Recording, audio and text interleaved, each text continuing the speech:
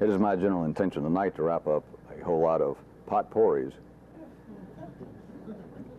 For those of you who like to hear Fox passes. One is, let me remind all of you, with the newer people getting this from afar,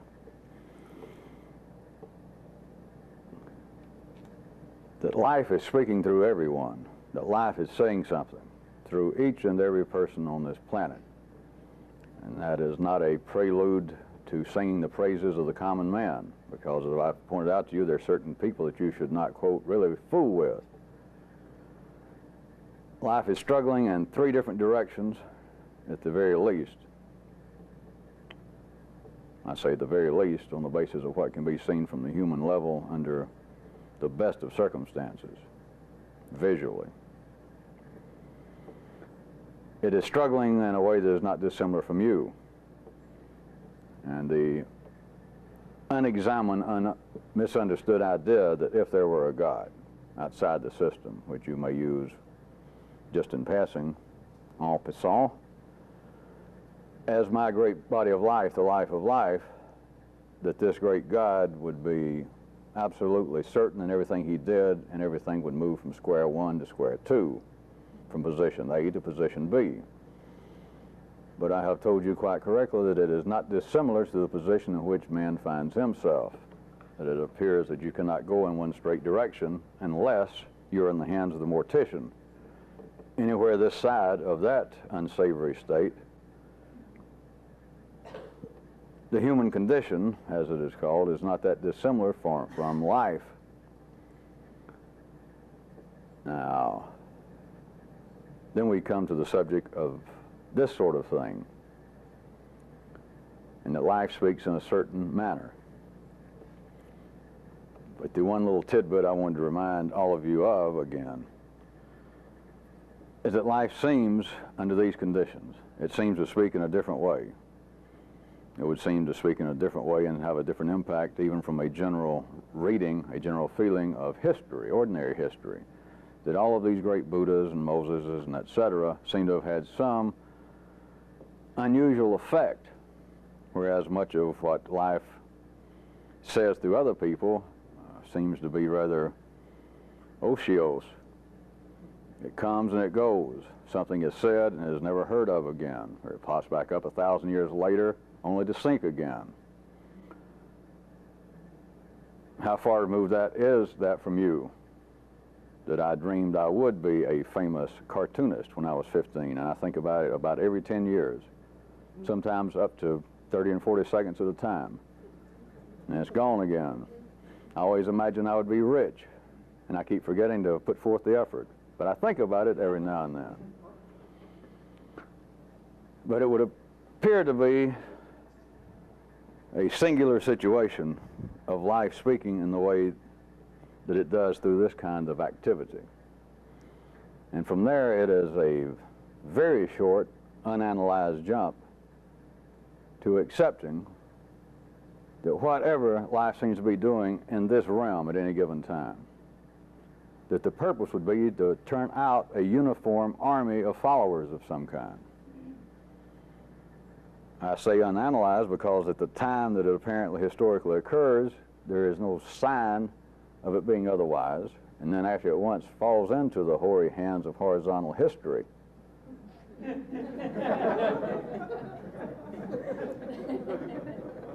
at times it seems that alliteration is my life.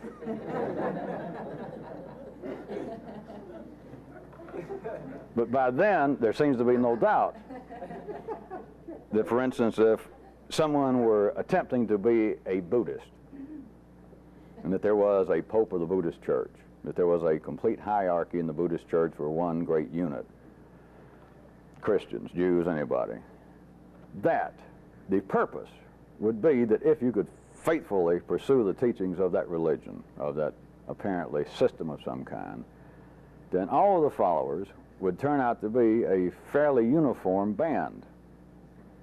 Because you can take all of the religions and you can narrow them down to one great tenet, 10 great commandments, a general theory of how humanity should operate according to the guides of their religion.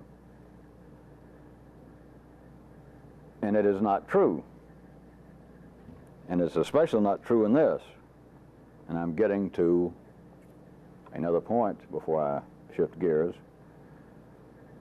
That part of the strangeness, part of the vagueness, part of the apparent, oft-times contradictory nature of this is the fact that if you could progress, if there was some limit that I could objectively measure for you or predict for you, if you could progress before you die on this level to some X level,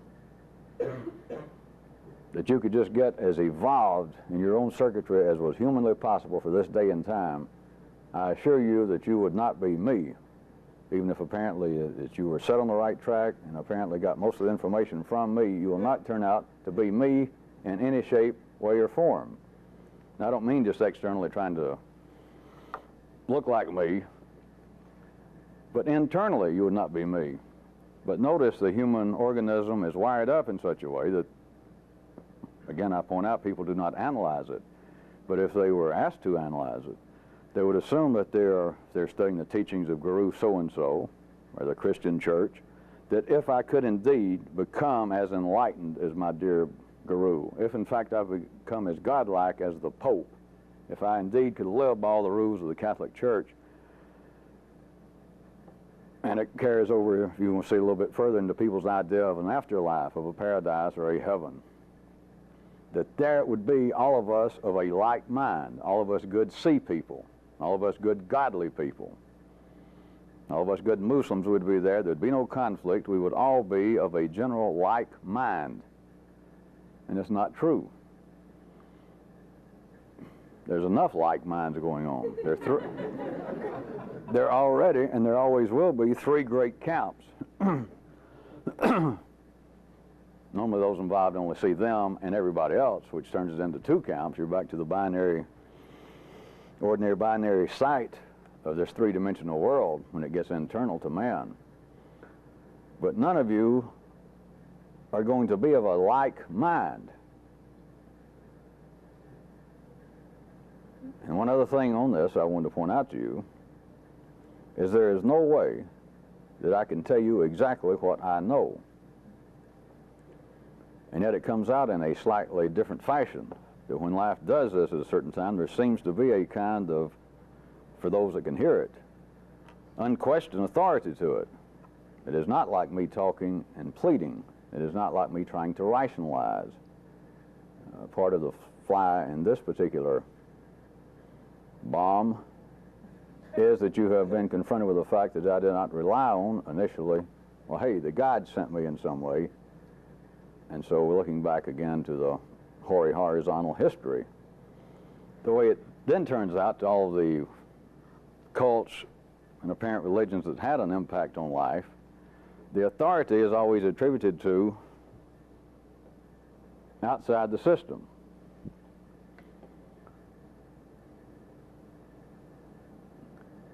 Then apparently those in charge,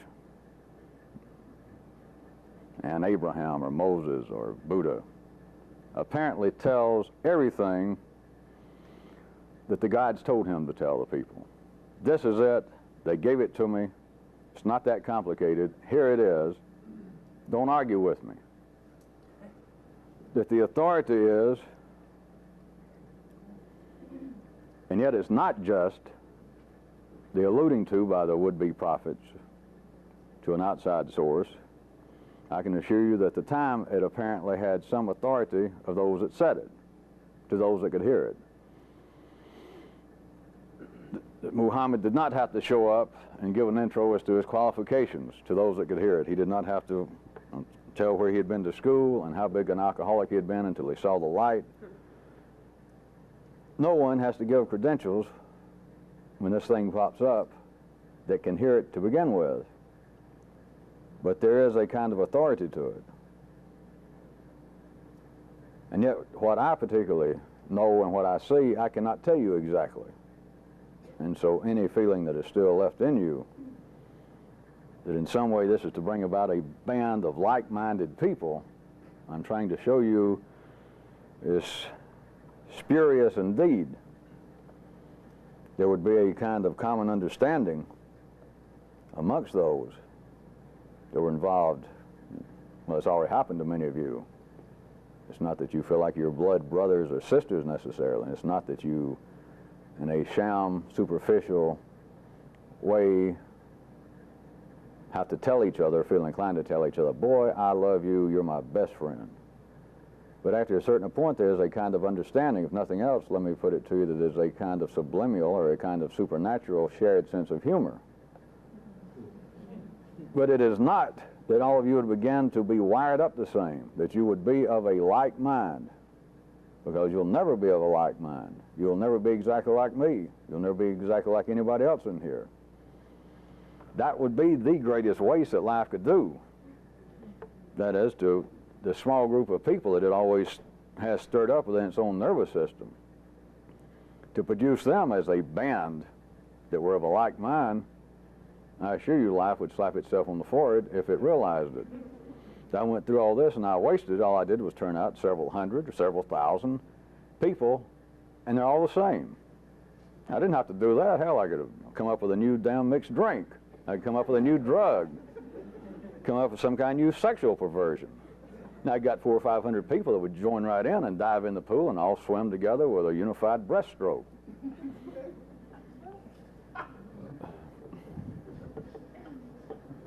Pun intended, since everyone always says no pun intended.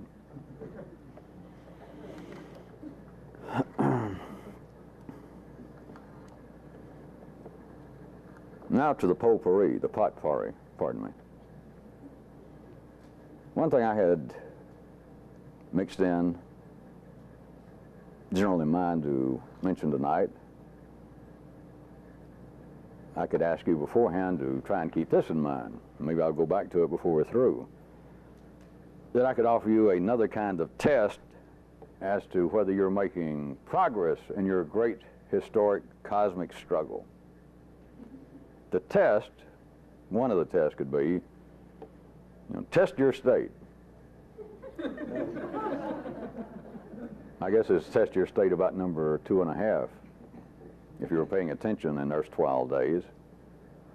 This one would be, can you see that the two funniest things are people seriously posing and grown people seriously complaining?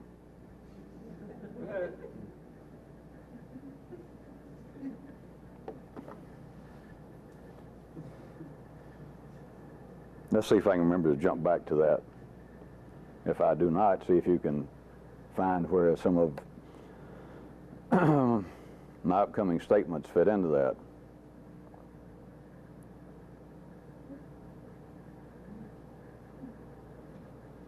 In a very real way, the most haunting cry that life has ever put into a man's mouth, that is humanity's mouth, is we can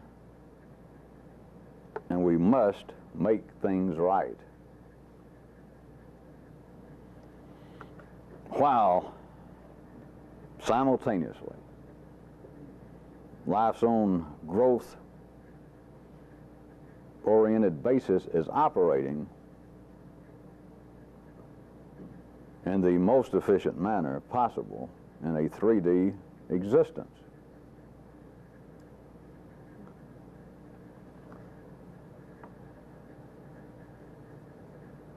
At any given time, and today would be, contemporary times would be a prime example. Those of you that listen to so-called new music, listen to the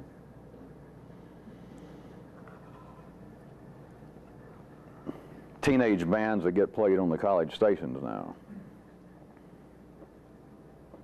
Just to show you that it's still going on. And if you don't like that, look back in history, and there it is again. But of the cry in teenage songs, since teenagers have become real people in the last 30 years, and their music is of some importance, it is a prime example. You can look at teenage music, and then you can look at yourself back down the nervous system in the same position. But all the cries in their songs, the laments about prejudice, about war, about hunger, You may have a good dance beat, but they are replete with laments about the human condition and that we are the new generation and that we can make things right. This is going on contemporaneous with life's own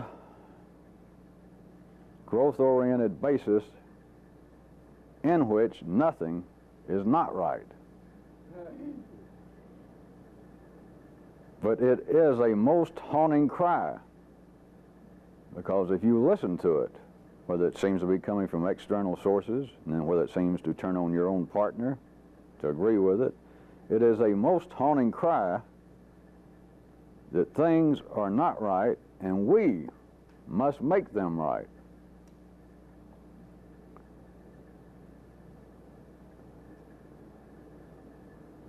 It also serves as a kind of balancing mechanism. And when I'm saying a most haunting cry, I mean that on the basis that literally a large segment, let us say at least 1/3 at any given time of people on this planet under any given condition would hear a cry such as this, that we must get together and make things right, that they are wired up, their own magnetic field is such that it immediately strikes them, that you can feel something, that we must make things right, I must join in, that this is a proper lament.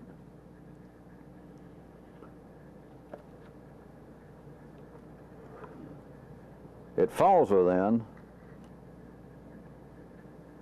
once the teenagers, whatever year you would like to consider that nowadays, that they get through singing this song. Imagine there'd be no war, imagine there is not any so-and-so, and that we could get together and make things right. As soon as they have left the area of being teenagers, I just use your own definition, your own insight, that they suddenly become grown, if they still say that, they then fall into, with no ordinary hostility, if you can test your state correctly, they then fall into one of the two funniest things going. Grown people seriously complaining.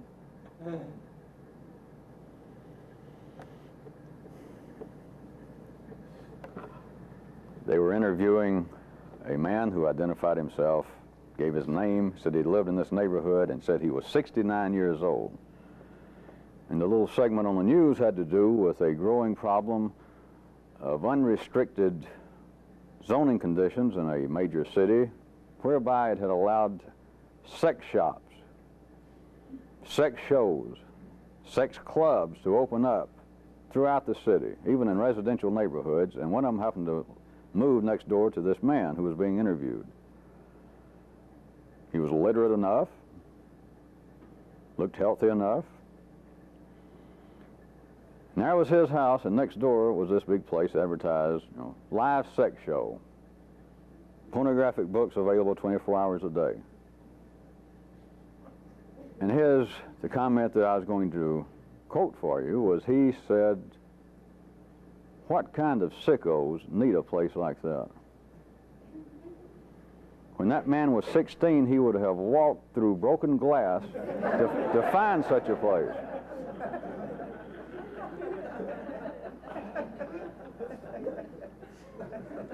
Nay, if he's 69 now, I can even make it more on the money. He would have got on his hands and knees and crawled through broken glass to find such a place when he was 16. And there he stands now. Now, all of you have seen or read examples. Some of you are getting old enough that your partner even wants to talk like that.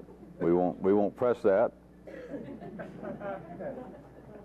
But you can see, you should be able to feel by now, that insofar as this old story or this old question, are ordinary people telling the truth? Are they being sincere? All of you should be able to begin to get some kind of very distinct feel. As you note, I do not push this a lot with all of you people in general because it gets frightening until you get ready for it. But this thing that seems to be people, your mother, your father, person you're living with. You got to see it in you. But what seems to be other people, their personality, them as people, talking, literate, thinking, human beings, this thing that seems to be a person,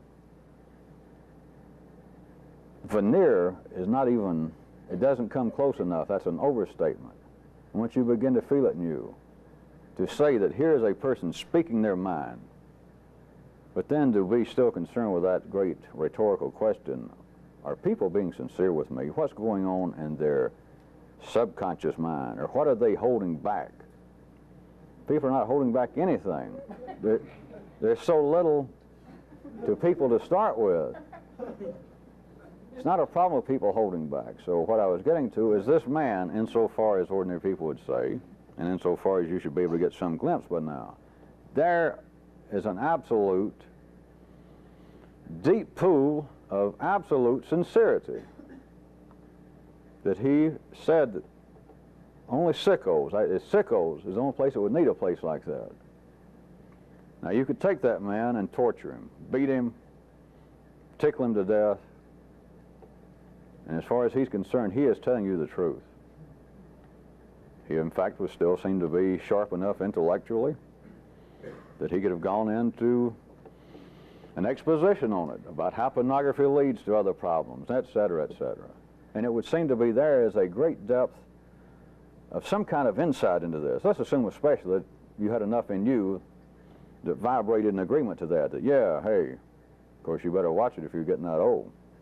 But then to realize, as you did by your laughter, that I assure you, 54 years ago,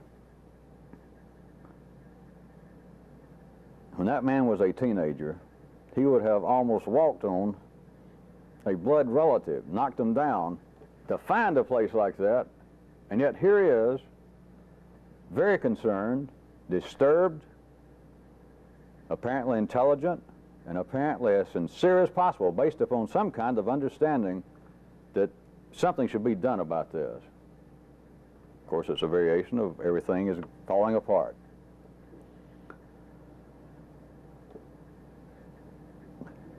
Can any of you begin to get a glimpse of this? That in a certain way, the brain itself, the yellow circuit, the way it's ordinarily wired up, acts as a kind of counterbalance to the lower wired areas. Now, I started with sex, which always is a good example. At least everyone seems to enjoy it. So take that area. But what seems to be just the ordinarily wired up, we're talking about line level consciousness in ordinary people, that there's a way in which you can see that the yellow circuit, just among other things, but in a very specific way among other things, acts almost as a counterweight to hardwired, older, lower circuits in the organism man.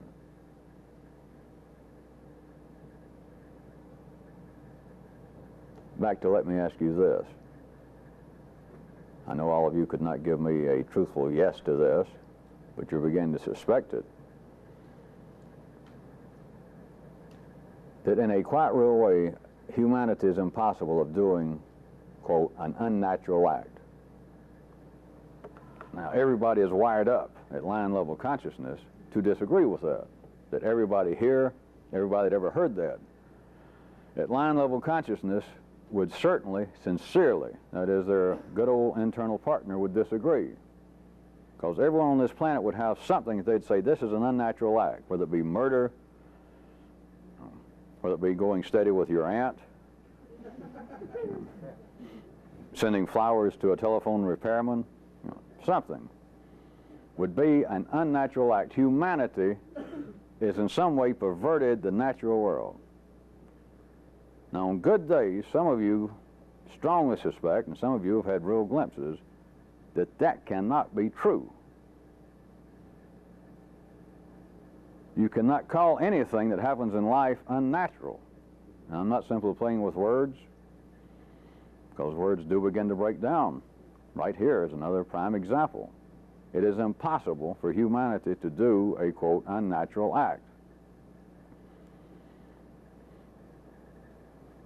Try and ignore your own hardwired partner and just go off on a frolic with me right quick, that assuming that were true, and you just can't quite see it, then you're confronted with this, which is a real area for neuralization, not just to worry about how words do not seem to explain things, or that words can apparently eat up their own tail. Talk about perverted acts. That if that be true, then think about what life has done in man. That man, let's stay with sex, since we'll keep everybody awake, that all over the planet, you and everyone else have had what seem to be sexual urges that an internal voice said, tut, tut, no, no, heaven forbid, ooh. Now, binary consciousness could then deal with, well, wait a minute, if the desire to do something, according to what you just said, can't be unnatural, then what is the voice that goes, ooh, ah, ooh, shame, shame? Rather than look at this as being some kind of ad infinitum dichotomy, can any of you see a piece of the master stroke at work again? Can you see again how man is open-ended compared to every other creature that you can perceive of now? That he is the only one that can have any doubt about what he's doing. That he is the only one that polar bears do not sit around and wonder, should I do such and such underwater with that other polar bear?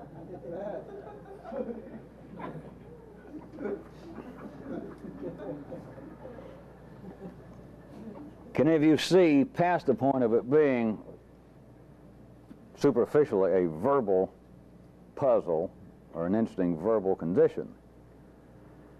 That in the lower circuits, don't forget the little partial description I threw in, that in the lower circuits, the older circuits, that are not as open to immediate revision, their evolution has gone on longer, even if it was just an hour longer in you, even if it was just a year longer in you, that the older circuits, or the lower circuits, were older than the yellow circuit, in you and in everyone. So humanity, including those that are right up to date, sophisticated, educated, well-to-do people, all over the planet, are having urges that are wired into the lower circuits. Let's stay with sex, but it's not limited to it, but it's just a prime example. That there is the urge, and the partner speaking up here in the younger, the higher circuit, disapproves of it, has named it such things as being perverted, unnatural, just denying it. Can any of you see a piece of the master stroke at work again?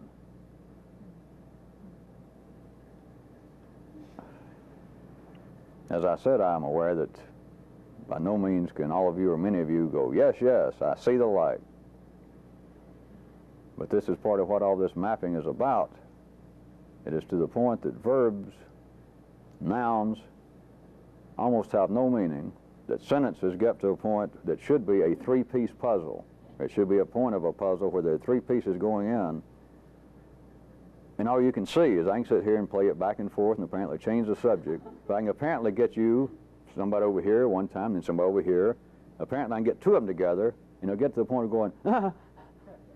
The two shouldn't actually go, but you almost tricked me. I can almost see two. Then I can change it around, make up a new example, and then somebody over here, apparently I got another corner of the puzzle, and I can get two pieces, and somebody over on this side will go, ah. But three pieces. There is the master stroke. That apparently man is in conflict with himself, apparently by any definition, all the way from the Grecian gods of mythology up until modern day psychoanalysis. That man by and large is in disagreement with himself, being referred to as evil spirits up until the point today of the subconscious mind.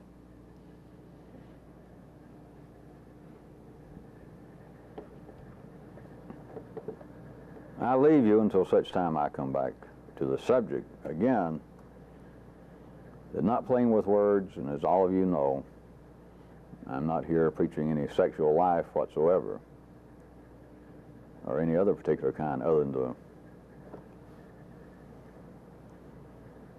But you and everyone else, and you did not pick it up psychologically, if I must repeat again, which I must, it is biochemical in you.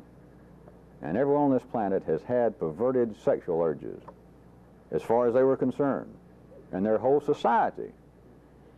The majority of their society may agree with them, and they may say, well, that's where I got it from. Now, I grew up in a Catholic neighborhood, I grew up in the Catholic Church, and they disapprove of premarital sex.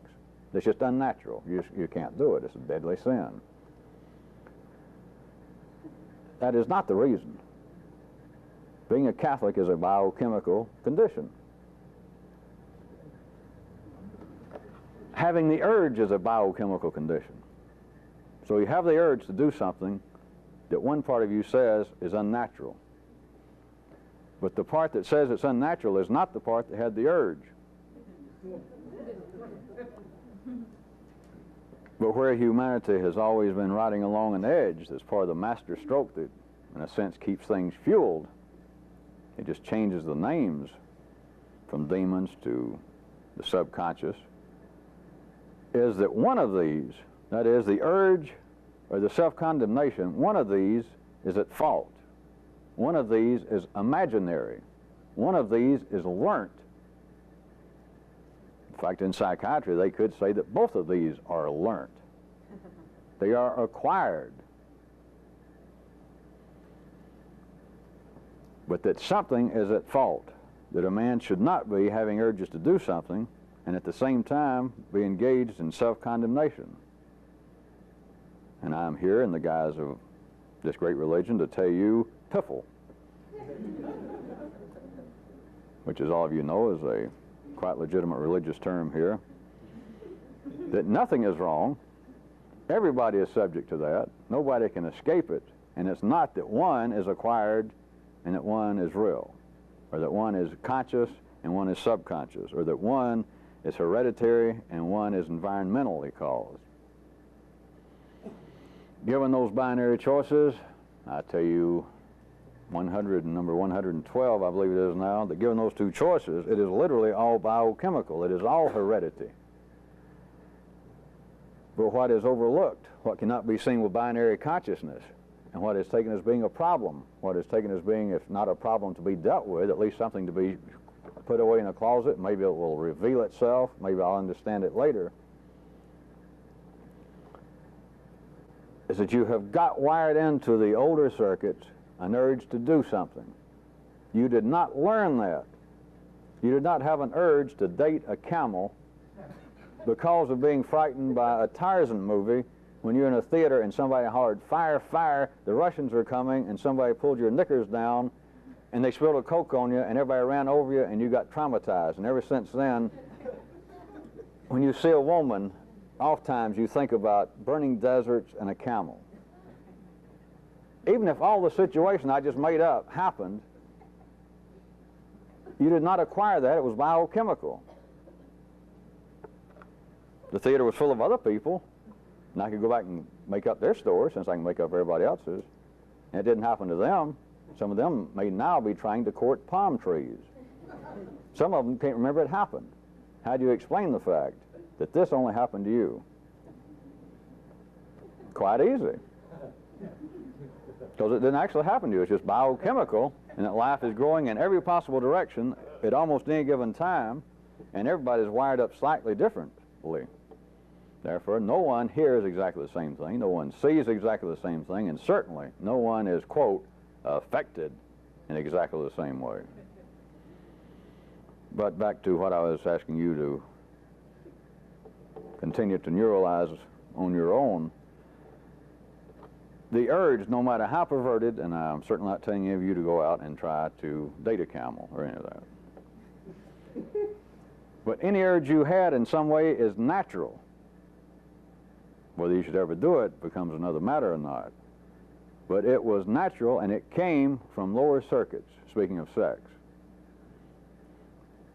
And if any of you care to pursue it further, it may not just sex. I suggest you can look for your own exemptions, but it may include just about everything that you can come up with. It comes from older circuits. To those circuits, it is as natural as being ignited, or they would not have had the urge. But simultaneously, or within a split second, as it would seem, a higher circuit says no, no, and even says that is terrible. That is unnatural to even think that. Do not think that, you. And then you later thinks it again. And you say, do not think that. It is in a beautifully constructed crack within the master stroke, and I say crack in the sense that ordinary consciousness cannot see it. It appears to be a quite simple matter. There are things that are natural, things that are unnatural. There are things that I can take credit for. In this case, I take credit for condemning this in me. And it sees a real facade, just one piece of a stone laid into this foundation or this structure that seems to be me. But there are cracks everywhere. Of course, the cracks are that which runs into the fourth dimension. It goes in another direction and consciousness cannot see it.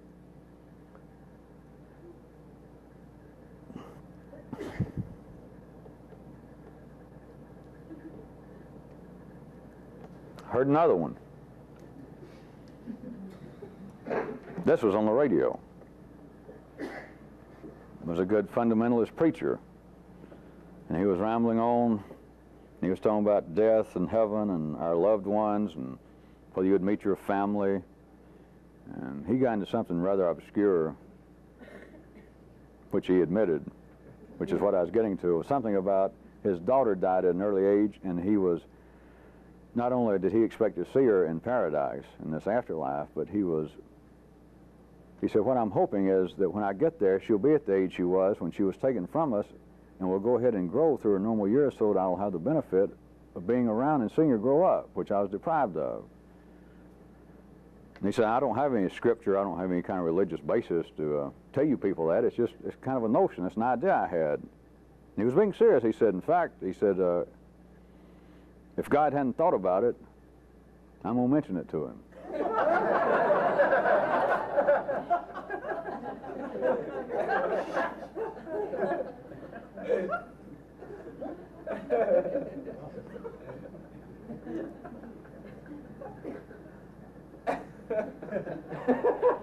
That here we have a man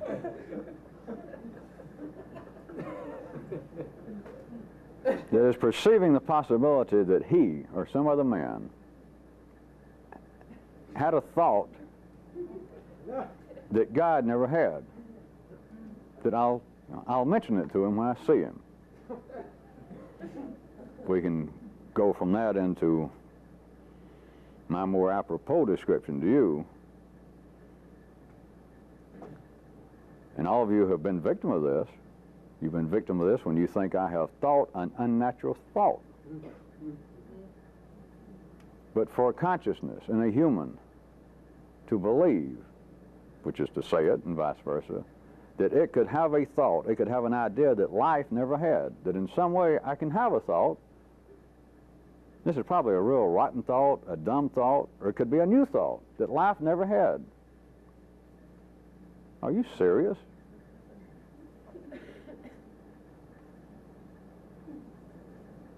Well, sure, it's possible. I mean, life may not have ever thought of exactly this thing in exactly this way. Are you serious?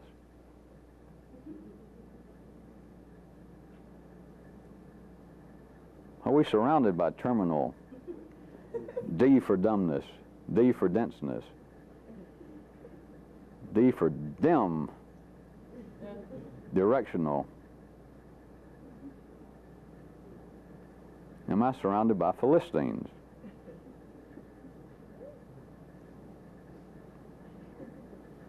But are you aware of the fact that everyone is doing this constantly? To believe. Of course, you know I'm just shifting back and forth using his example as being an ordinary man speaking, and speaking of a God, being the Father and personal creator of him and all of humanity. in my wider, less directional description of us being a part of an actual body of life, that in some way a human, an individual, could have a thought, have a feeling, have an urge that in some way would be foreign to the big guy.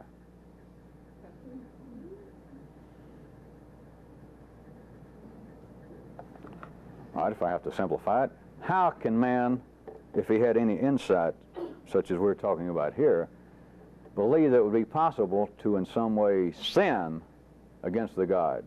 Because to sin against the gods, you would have to do that which they did not expect. You would have to come up with something they never thought of. You would have to have a feeling that the gods would go, oh my God, or whatever gods say under those conditions. It would have to be new and shocking for them to say and or think despicable. Ooh.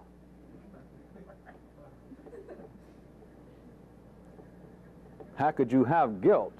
How could you have this other little secret area that I'm referring to in the master stroke? Were it not that man's consciousness is divided up into so many little pieces in such very specific ways that parts of his wiring system can have urges that other parts feel as though, and will even say as though, these are outside the realm of even the knowledge, the expectations of the big guy.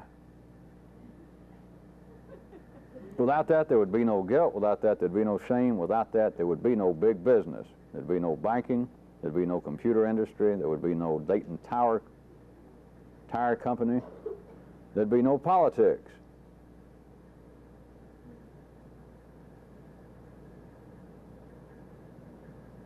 Well, I don't see the connection. It's all right, I didn't ask you.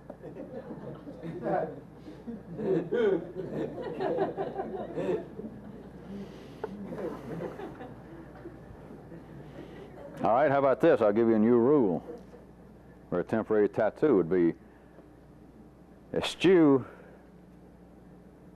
all special head theorems.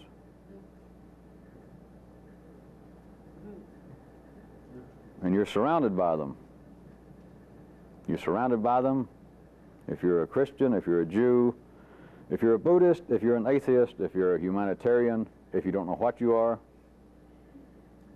no matter how someone describes themselves, they subscribe to their own particular brand of a special head theorem. I'm sure everyone knows to what I refer, but I'll go ahead and explain a little bit. That in some way this thing has special rules to be applied to it.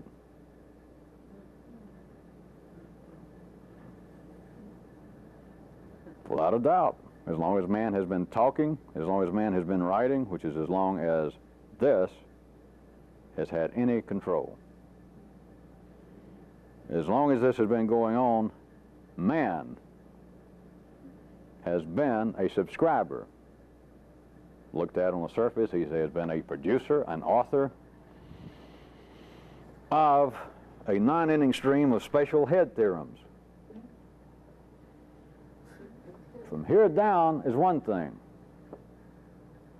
Has its own rules. You have your own theorems having to do with health, sanitation, dietary laws, modes of dress, modes of sexual conduct. But from here up, we're talking about another universe entirely. This thing demands special head theorems. The ones down here, they're fine down there, but you do not try and mix milk and motor oil.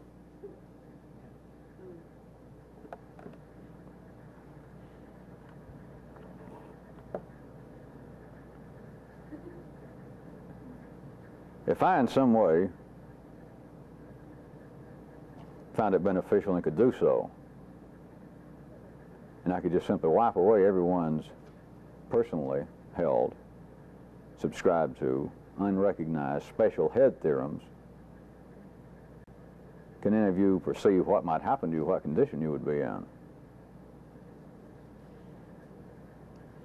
Because there are no special head theorems. That's a large part of what all this talking that I do is about, all the mapping, all the apparent or attempted trickery. And this thing continually resists, which is its job. From here down, you can get on the surface a lot of cooperation. You can make people eat particular foods. You can make people stand at attention. You can make people sit and meditate. You can make people get up and do religious dances. You can make people grow a beard. You can make people shave a beard. You can make them shave their head, let their hair grow. You can make them move from one part of the world to the other. You can make them give up sex. So I hear, you can make them give up sex. When you start from here up, you're dealing with everyone's unrecognized absolute subscription to special head theorems. You do know I'm saying with a capital S and an H and a T. I mean, it's the kind of thing that the ilks of the Bohrs and the Einsteins would have been delighted if they were interested in such things. They wouldn't have wasted their time on physics. But of course they were victim to special head theorems, which kept them locked into a particular trade and our profession, which is fine.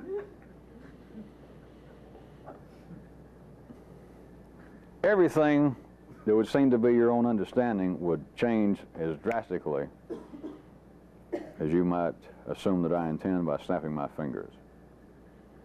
That if you would not allow this thing to apply special head theorems to itself, then everything that an ordinary man believes and feels, everything would be affected. Nothing would be exempt from it.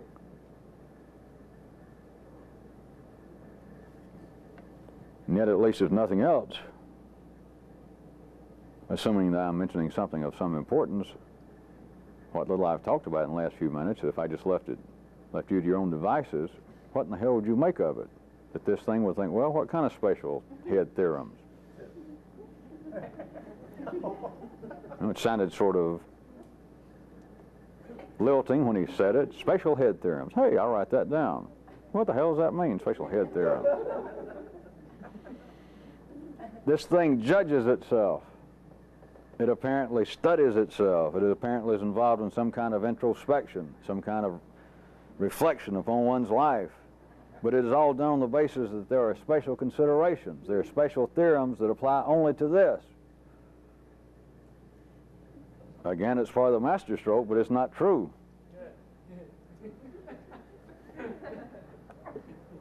Yeah, you just try telling somebody that.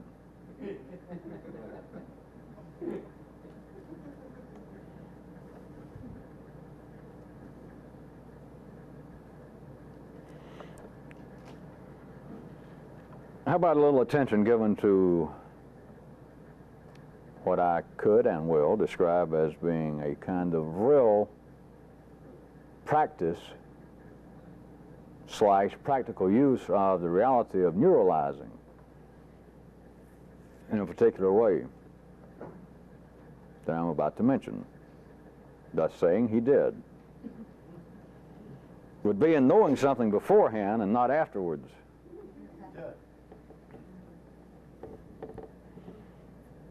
Because the way in which I have attempted to sketch out the reality of this, of being able to remember something without thinking about it, or to be able to think about something in such a way that you should not, that you are not wired up to think about it that way. That could seem to be some kind of after-the-fact reflective attempt, which in part, in a sense, I'll let that go.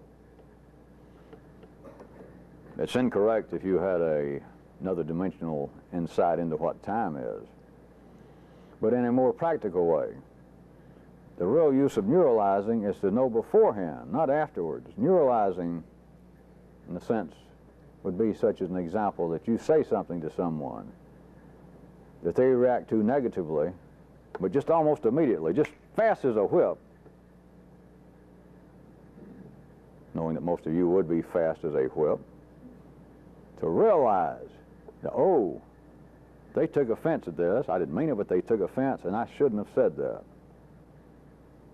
Sharp as a tack.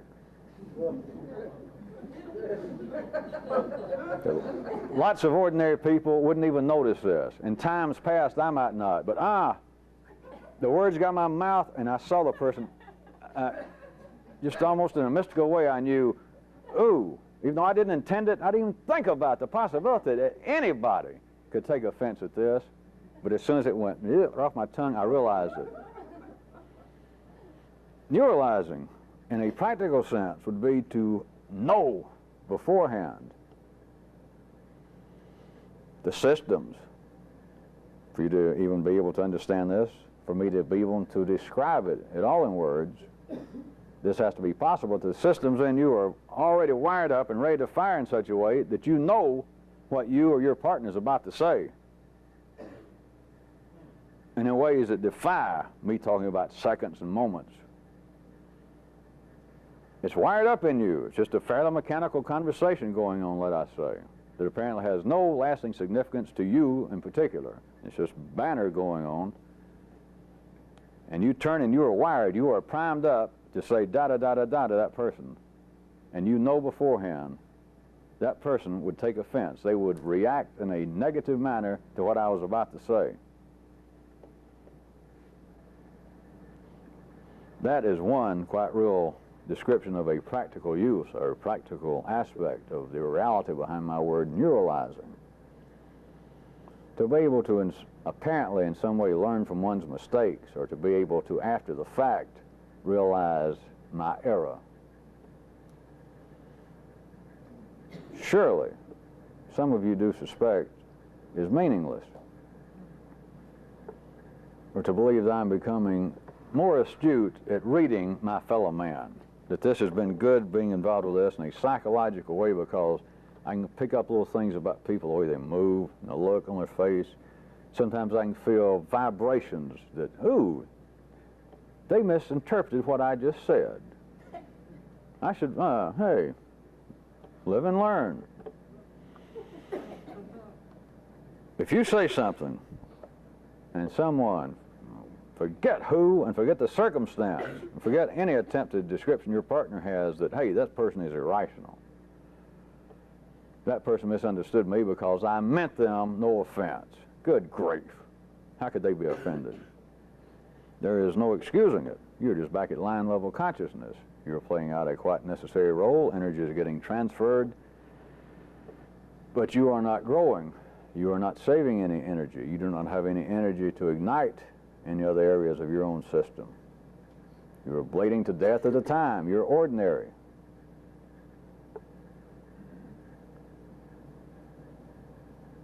You should be able to know whether it seems to be of any consequence to you or not. To whatever I was about to say, I was just about to make a small joke about a sports team, about anything, that this person will be offended. They're going to react. They cannot help it. That little veneer is going to be like varnish left under a sun lamp. It's going to go, and that person, as soon as I'm wired up, it's about to fire off. As soon as I go, da-da-da-da-da, their little veneer is going to scrunch.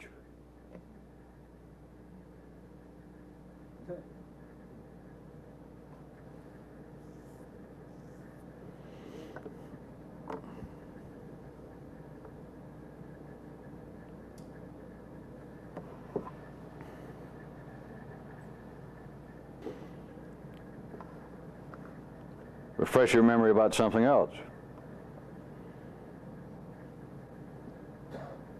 That the most subtle form of suicide is self-confession.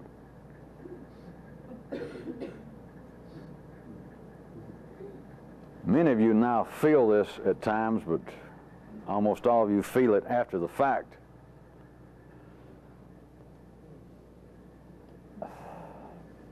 It seems so unnatural, and withal, it seems to be the epitome of naturalness, especially in this day and time of almost instant communication, at least widespread, generalized communication in the print and electronic media.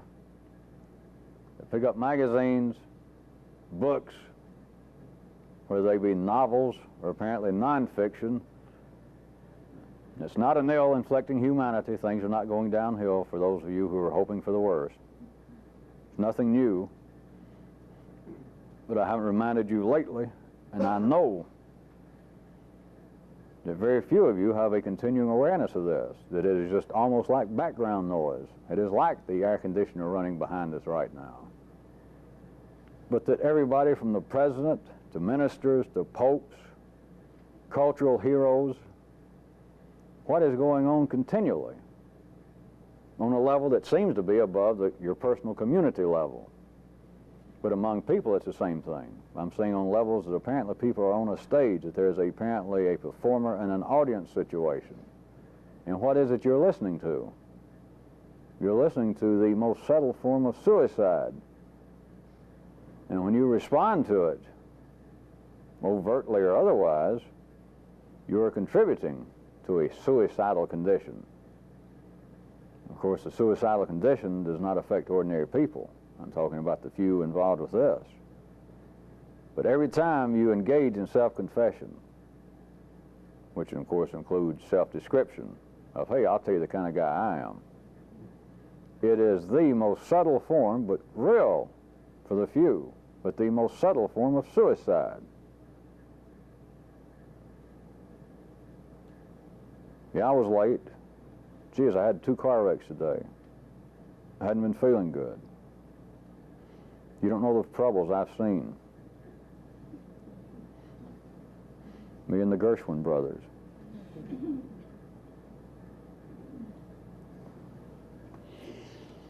But I repeat, I did not have a real sermon on this for you. Listen to music, listen to interviews, what you read in articles and periodics, what people say on the street to one another, what families say amongst themselves. And I am not exaggerating for the few. Now, there's nothing wrong in life, but for the few, it is absolute, but very subtle, but it is absolute suicide. It's what you're engaged in a continuing form. Of course, not instantaneous, or we'd all be dead by now. But it is a continuing form of suicide for the few. But then note that you forget that you're so accustomed to it as such a part of life that you do not notice that everyone around you, if they were part of this, but everyone around you is engaged in continual self-confession. Now, I repeat, within that I am including self-description, self-attack, but all forms of self-confession.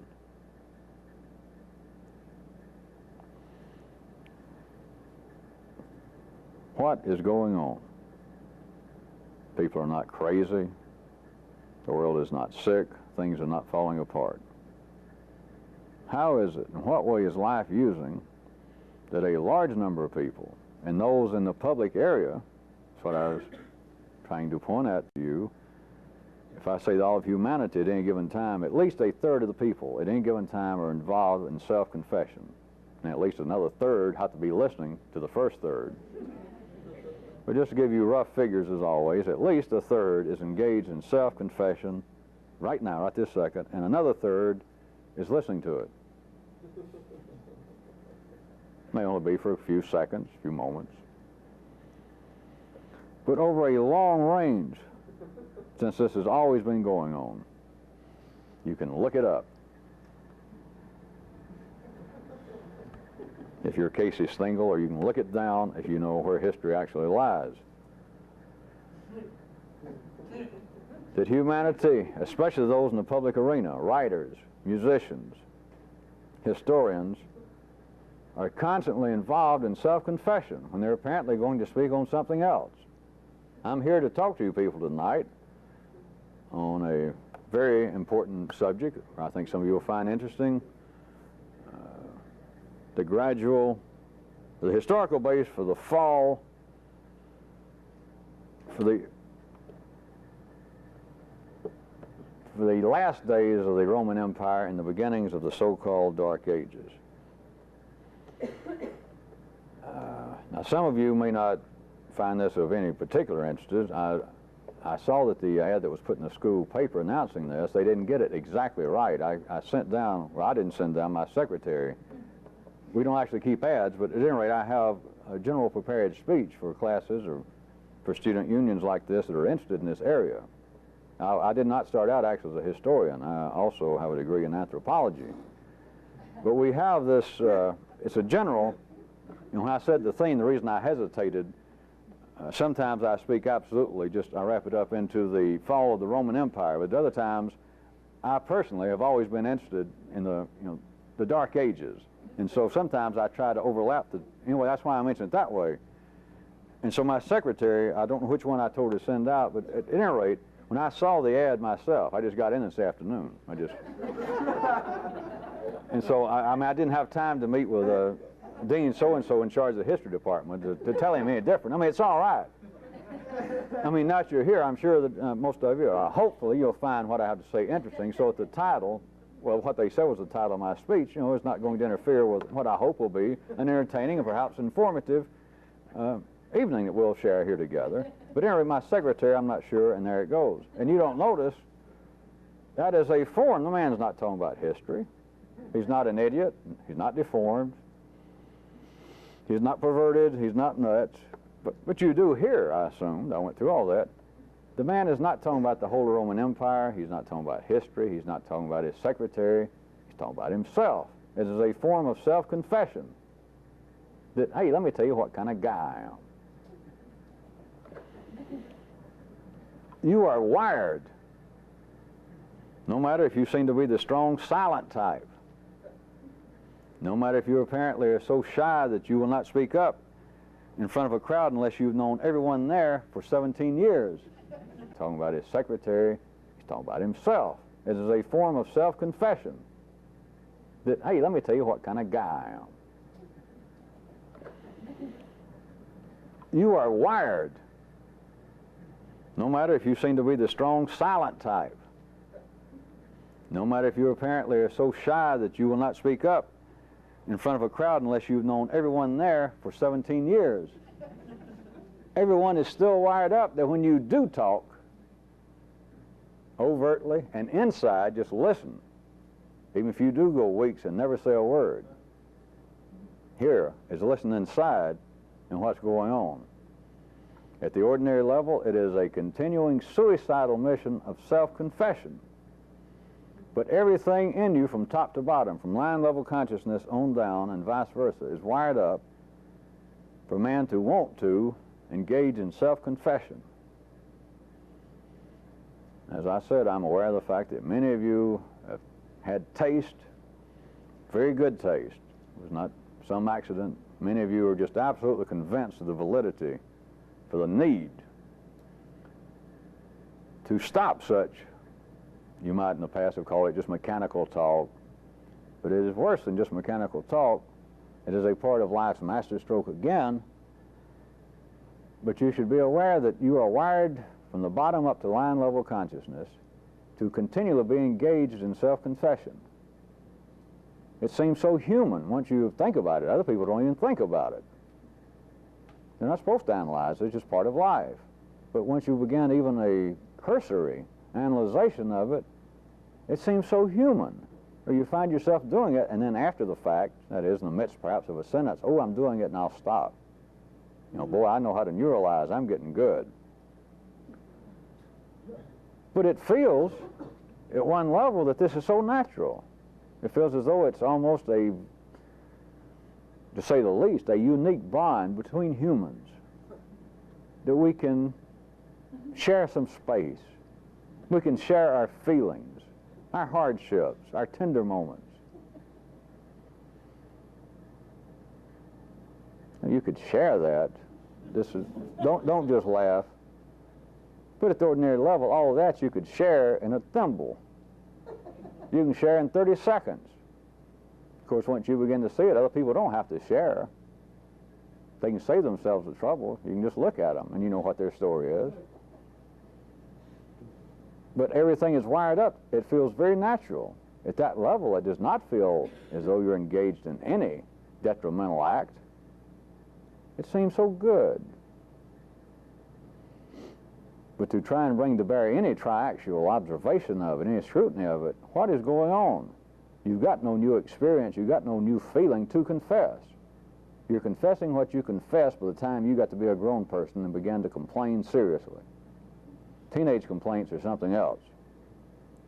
But once you got grown and you began to seriously complain, that is, things are headed downhill.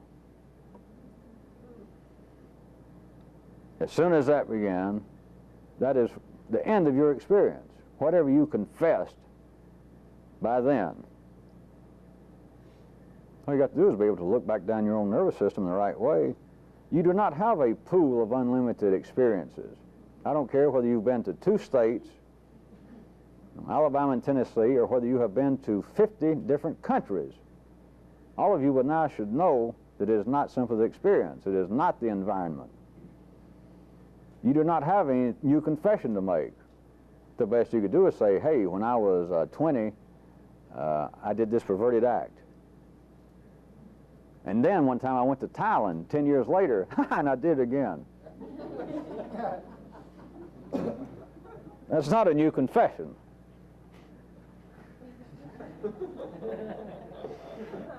What I'm getting or trying to point you at without getting any cruder than I have already, if possible, more blunt, is this thin veneer.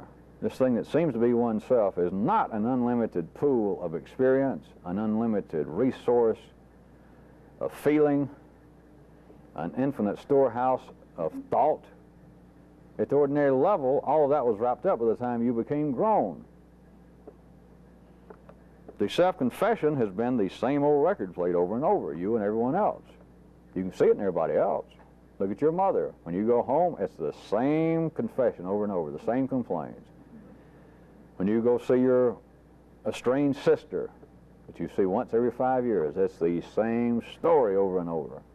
You see it in everybody else. You won't slap their little face and say, come on, give us all a break. You're complaining about the same crap over and over and over and over. Stop it. You know, yeah, I know. But nobody sees it in themselves. You're not arranged. You're not wired up to be able to do that. But I was asking you my kind of rhetorical, neuralizing question again. What is life up to? How many of you can get any sense, suspicion? Thank you, Jesus, a glimpse that life uses this. That it is not some kind of psychological flaw in humanity, that everybody is engaged in a continuing act of self-confession. It is serving a very distinct purpose that I cannot tell you. Well, I could come close, but I'm not going to, because it wouldn't help that much. I've gotten as close as I need to take it. It is serving a specific need. I see it. Life's told me about it. It's just I can't tell you exactly what it is that life has told me. I just can't. And you don't have to see it and in some magical way that it has to be exactly what life showed me. For you to see it's all that's necessary. That is your experience. But there is one that continually goes past everyone's perception. It goes past your hearing. And as far as people involved with this, like many other things, it is a suicidal act.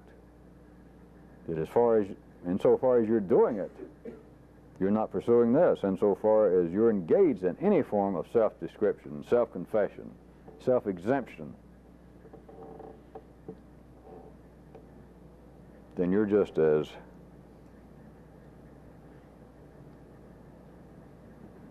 old, low down in the circuits, perceptionally funky as you can be. You might as well be back on the farm. You might as well be back in Birmingham or Fort Lee.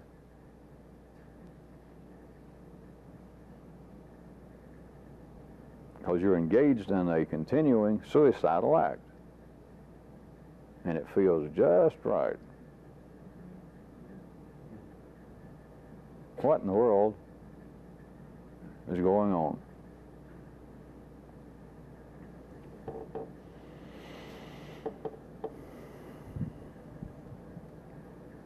A couple of quick ones, since I hadn't mentioned it in a long time.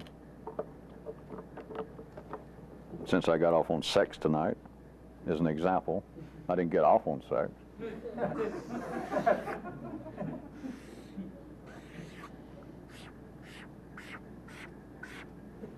In my drawing of man, the nervous system, and I have in the past pointed out that there are two particular points of interest, among others. But there's like a bridge point between the beginning of man, the creature as we know him, what I'll be referring to in some horizontal Darwinian sense, which remember I probably am not, but you never can tell, from here up to line level consciousness of our day and time. I point out that there was a particular area of interest right here and right here that could be seen as a bridge point,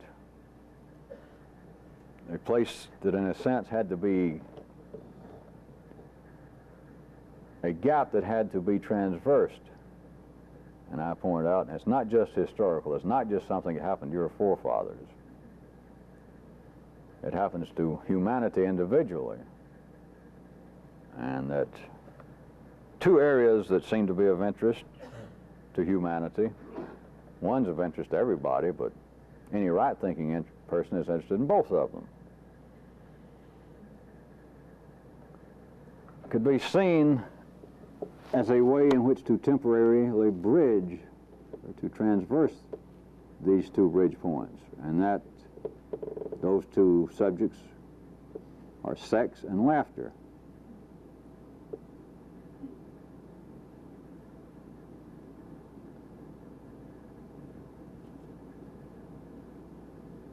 And if anyone has a voice that finds that to be curious insofar as, except from afar, there's damn little funny about sex, that those two in some way should be together. Disregarding sexual humor, you don't tell sexual jokes when you're actually engaged in it. Or if you can, you have found perhaps a perversion even I do not want to hear about. If you can fuck and laugh at the same time, I don't want to know about it. Or I'll tell you this, you ain't doing it right. I don't know where you learn how to do it.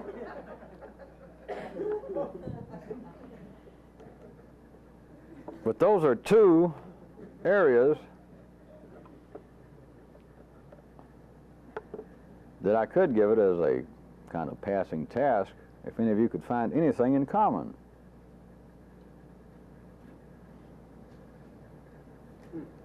You can take it as a little passing task if you want to. Let's see if I can get it started, believe it or not, since I said it. Sex relieves a kind of tension, to say the very least. That there is a tension built up. You can be stimulated through sight, through internal memory, then get close to the source of that which stimulated, your partner.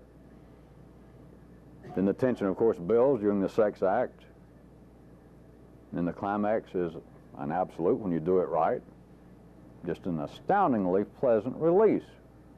But how about humor? How about laughter? How about jokes? What is a punchline other than release of the tension of the setup? The setup of a joke, of course, being everything up to the punchline. That sets up conditions, that sets up a kind of tension. You go, yeah, yeah, yeah. And the joke teller says, and then the guy said, wait a minute, my buddy's out in the car, and I'll bring him in with his parrot. Yeah, yeah, yeah. So they both come in with the parrot, and the bartender says, da-da-da, and the guy says, yeah, yeah. And the guy says, da-da-da-da-da-da. You go, ha, ha, ha. You don't see any parallel at all?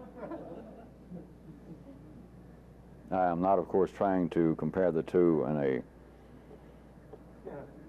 quantitative sense.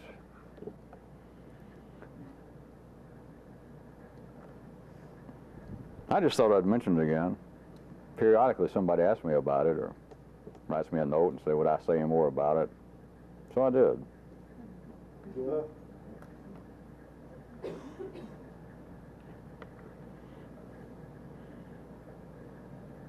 About a little something else I was mentioning some of last week. The transfer of energy between people, and specifically between what appears to be an entertainer and the audience. Case of everything, since everything is showbiz, including this, is not exempt from it. That here I stand being taped, audio, video-wise, and here I stand, and people sitting here out there is apparently a byplay of some kind. But there's always an energy transfer. Why else would you be here?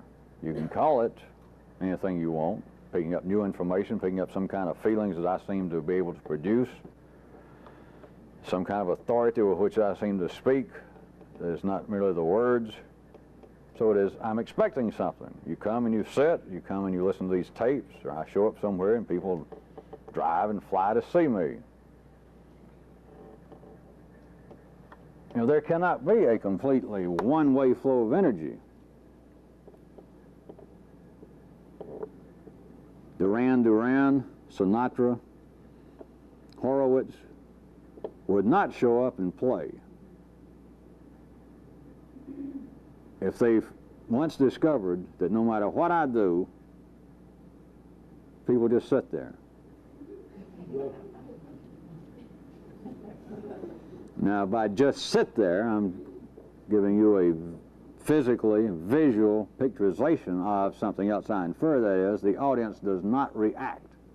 They don't boo. They show up, I got a full house, I play my little heart out, I sing my little heart out. Nothing. I announce I'm through, they all get up and leave. You do understand that mere money, no matter what the size, could not hold anyone in that pursuit. If they attempted, I'm pushing reality. But if someone continued to attempt that, it would physically drain them of enough energy that would debilitate them. They could faint on stage, they could die from it. This will not happen because they would have abandoned it before then. But what I'm telling you, there would be a literal one-way draining. And don't just worry about the examples, I'm just picking out a range of examples. There'll be people whose, in one sense, their talent is not in question, their ability to function in whatever field that they brought them up on stage. But whatever they do what they've always done, they do what they know how to do, they know what they were apparently good at, and no reaction.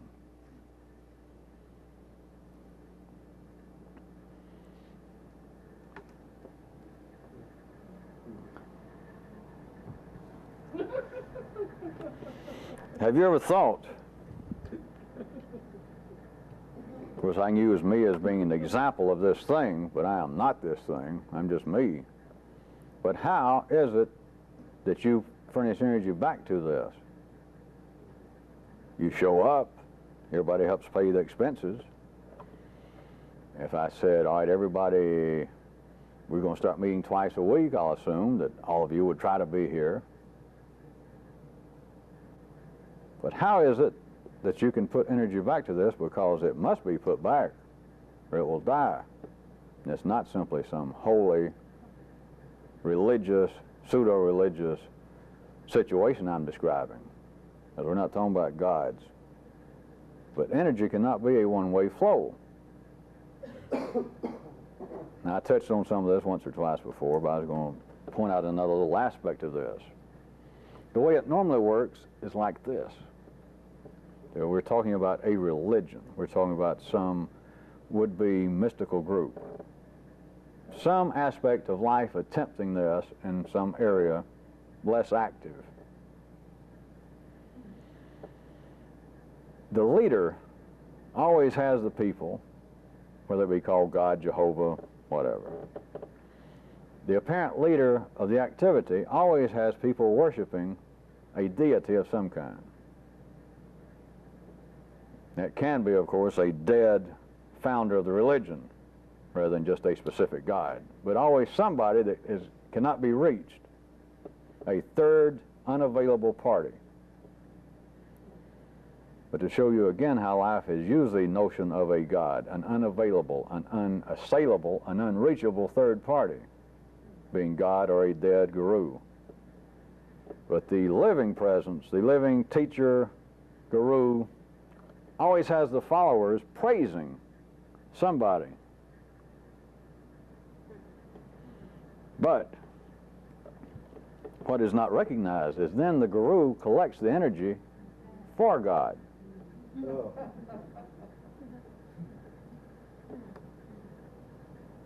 It becomes unavailable.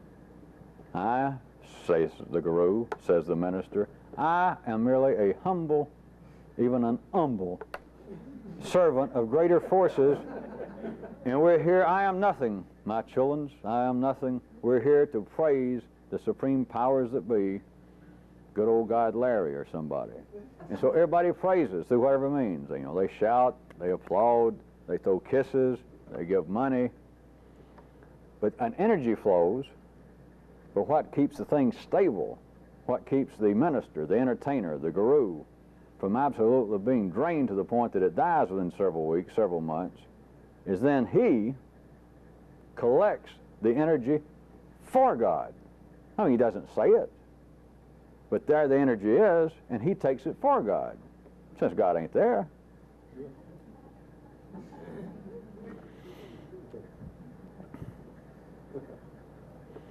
It's just another example of, I guess I can safely say, an almost infinite, which I don't know how anybody can go astray using the term almost infinite.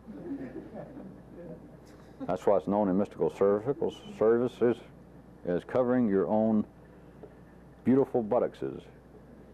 An almost infinite number of examples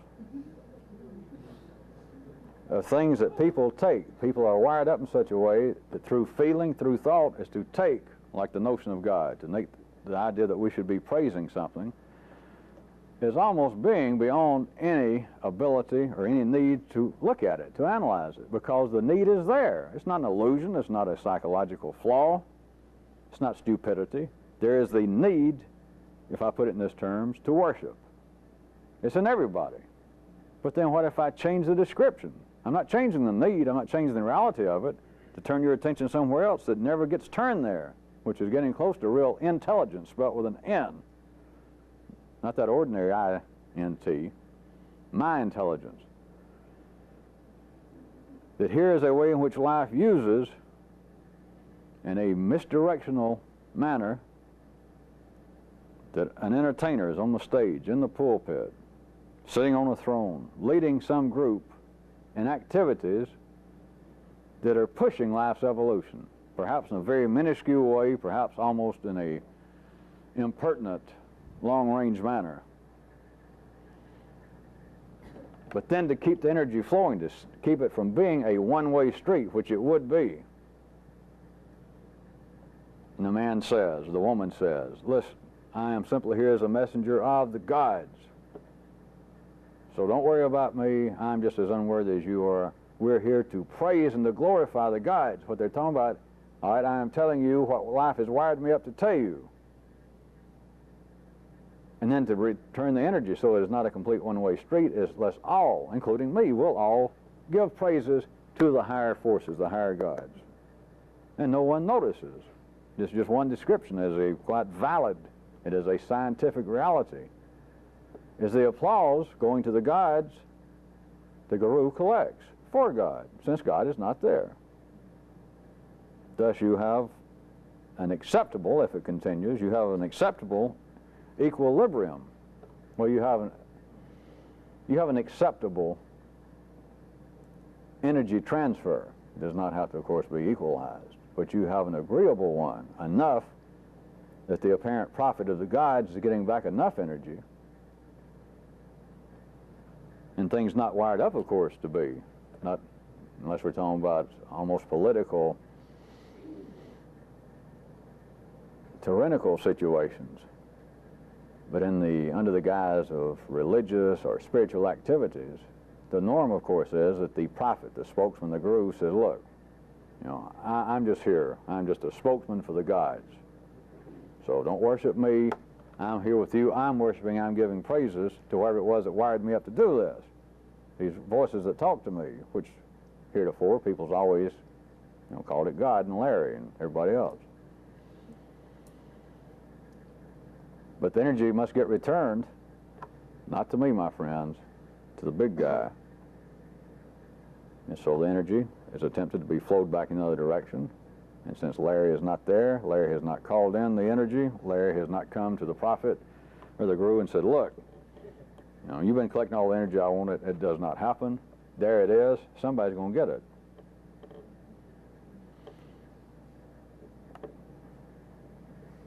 Some of these weird things, the day may come that you'll wish that you'd listen to some of this. That wasn't a threat. But what I mean is you're going to miss something if you think that I'm talking about what I'm talking about. Some of you newer people, some of you older people know better, except you forget. Now I start off and you think that I am talking about gurus and religion. Have you noticed how easy it is to forget? Especially here of late. Speaking about late, damn, I forgot my watch.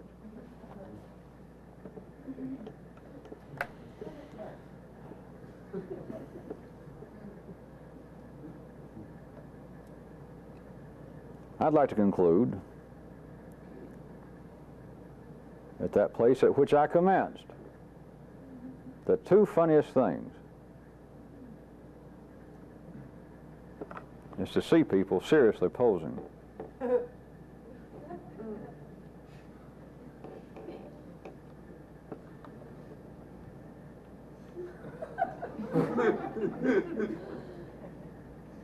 And to hear grown people seriously complain.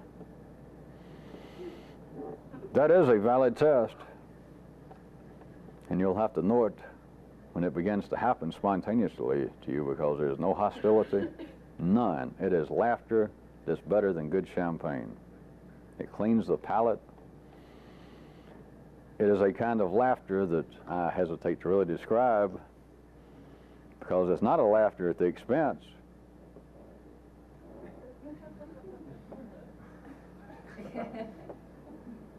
of those posing or of those seriously complaining.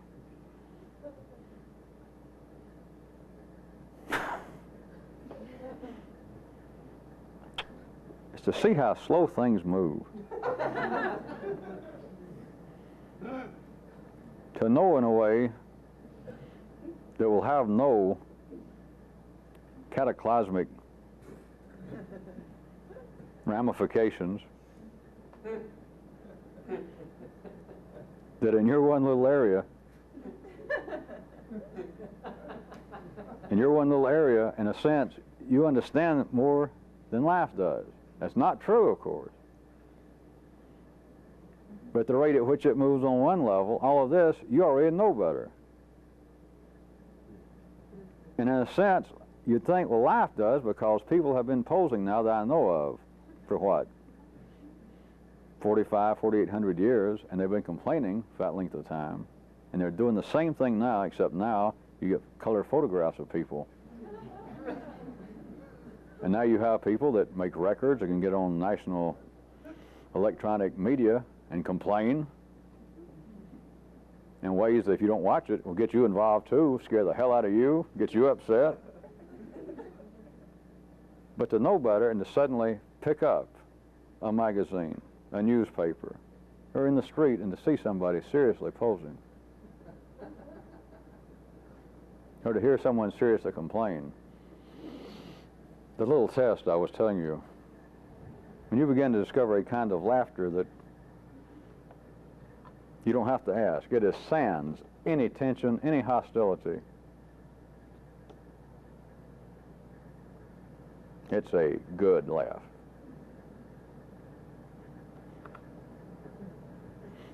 Plus, at least it'll keep you from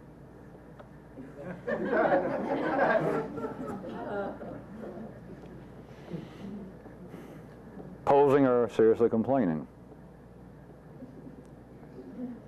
Because I guess it could also keep you from being invited to some of the better parties.